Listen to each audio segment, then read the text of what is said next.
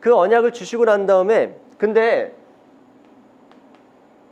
조건이 있죠. 어떻게 하면은 이 약속의 내용들을 아브라함에게 주시겠다고 말씀하시는 겁니까? 네.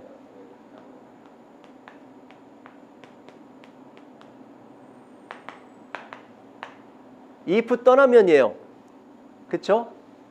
if절처럼 떠나면 그걸 주시겠다고 약속하셨습니다. 맞죠? 맞아요? 다시 한번 읽어보세요. 떠나면 내가 주겠다라고 해야 아니면 떠나라.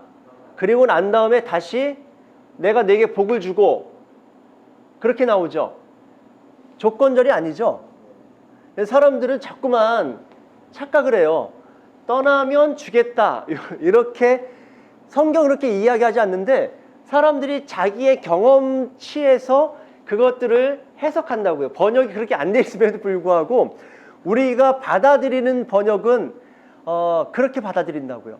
떠나면 그러니까 그런 얘기들을 많이 하잖아요. 순종을 해야 하나님이 복을 주시지. 순종을 안 하니까 복을 안 주시는 거야. 이렇게 이야기하죠. 여러분 그게 맞기도 하지만 틀린 거예요. 또 틀리지만 또 맞기도 한 것이고요. 그러니까 이걸 잘 이해하지 않으면 도대체 야고보서에 가면은 네가 믿음이 있으면은 행함으로 보여 이렇게 이야기를 하고 행위를 막 강조한단 말이에요. 그래서 마틴 루터가 워낙 행위 구원 쪽에 사로잡혀 있었던 사람이 오직 의인은 믿음으로 말미암아 구원을 받는다라는 이 말씀에 완전히 뒤집어져 가지고 종교 개혁자가 되지 않았습니까? 근데 그랬던 사람이 야고보서를 보니까 여기는 다시 또 율법주의처럼 행위를 강조해요. 행함을 강조해요. 그러니까 마틴 루터는 하물며 이거는 지푸라기 서신이다 이렇게까지 이야기하면서 편말시키거든요. 아니에요. 그럼 몰라서 그래요. 아까 똑같이 네가 구원을 받았니? 구원받은 거 확실해? 너 그럼 천국을 소유한 거 맞아? 네가 천국을 소유했다면 이 세상을 추구할 이유가 있어 없어? 이 세상의 희노애락에 네가 휩쓸릴 이유가 있어 없어? 이걸 이야기하는 거예요. 네가 천국을 소유했다면 천국을 소유한 자처럼 행동이 나타나야 될 거 아니야. 근데 천국을 소유했다고 하면서 넌 왜 계속 아니 이 세상이 아니라 저 천국이 좋다라고 생각하기 때문에 받아들이기 때문에 내가 이 신앙생활하면서 구원을 받겠다라고 하는 건데 아니 이미 천국이 주어졌는데 왜 너는 다시 세상에 시선을 두고 세상을 추구하면서 세상에서 뭔가를 받겠다고 그렇게 애를 쓰느냐 이런 내용인 거예요. 같은 내용 같지만 굉장히 다른 내용입니다. 그래서 조건이 아니에요. 제가 볼 때는 이거는 떠날 거야로 보는 게 좀 맞다라고 생각해요. 그거는 어떤 차이가 있는 거죠? 떠나면과 떠날 거야는 무슨 차이가 있는 거죠?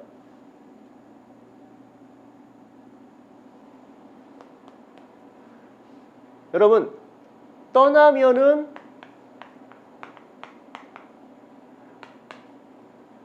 떠남의 주체가 누구예요? 아브라함이죠. 아브라함 선택에 달려 있어요. 조건이라면 네가 떠나면 내가 이걸 주고 네가 떠나지 않으면 뭐 nothing이지 뭐 이렇게 우리가 충분히 이해할 수 있죠. 근데 떠날 거야는 주체가 누구예요?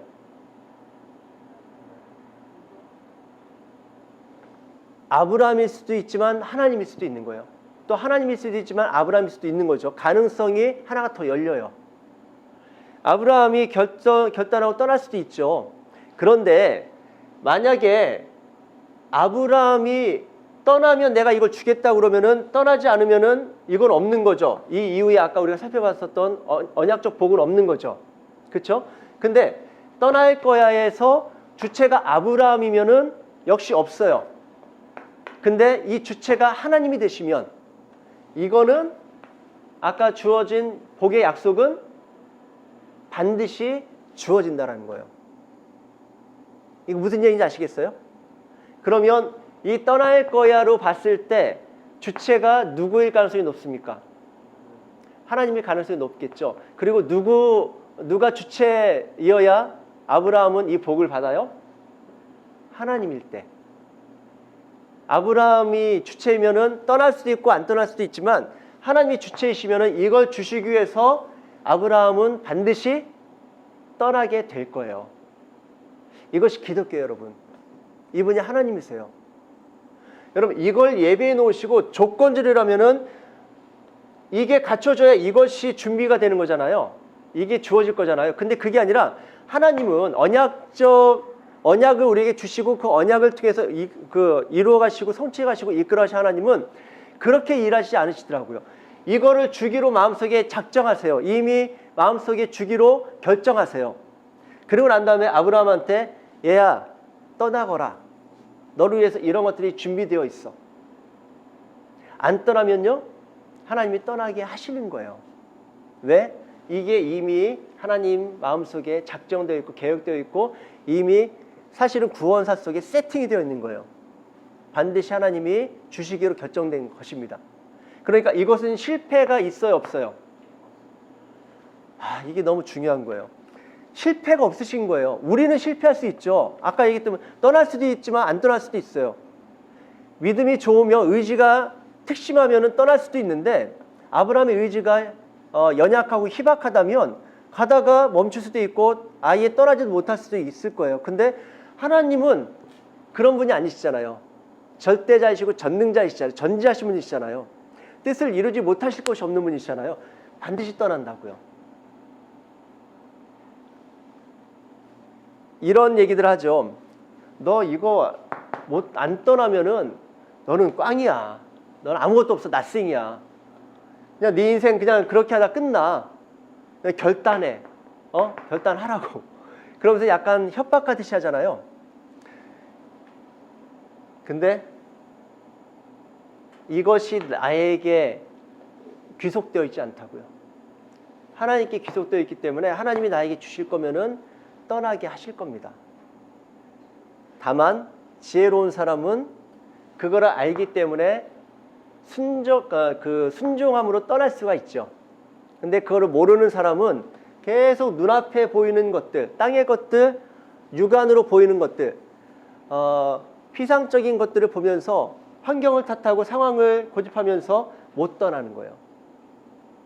그러면은 나중에 하나님이 결국 떠나게 하시려면 어떻게 되죠?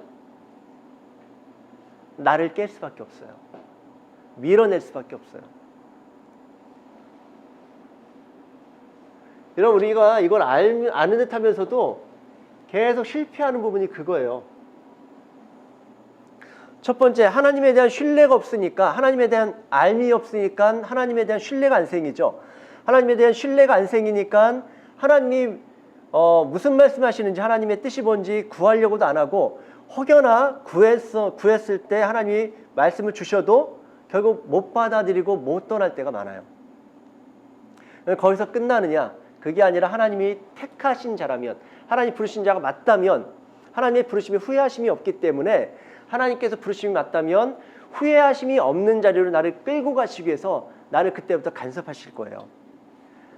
얘야 이리로 가면 된다 가이드 하시던 분이 이제는 강권적으로 밀어가시기 시작하는 거예요.